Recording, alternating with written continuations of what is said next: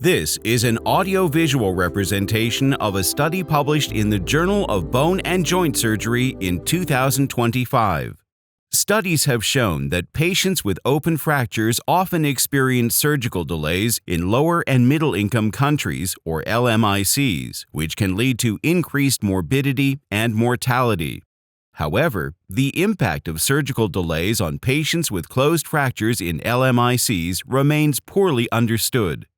To address this gap, orthopedic researchers from the United States assessed the impact of surgical delays on the risk of infections in patients with closed fractures in LMICs.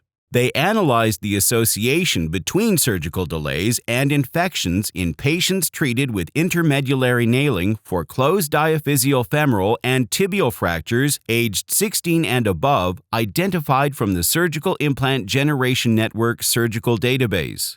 A total of 9,477 fractures were included, of which 58% were femoral and 42% were tibial fractures.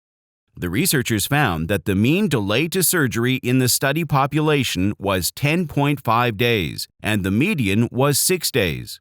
They also found that the overall infection rate in the study population was 3.1%. They highlighted that the odds of the patients developing infections increased by 9.2% each week of surgical delay. Additionally, the researchers observed that longer surgical delays were correlated with extended surgery durations and a higher likelihood of requiring open reduction, both of which may contribute to poorer outcomes. Given that surgical delays increase the risk of infections in patients with closed fractures, this study underscores the importance of timely surgical care for patients with closed fractures in LMICs.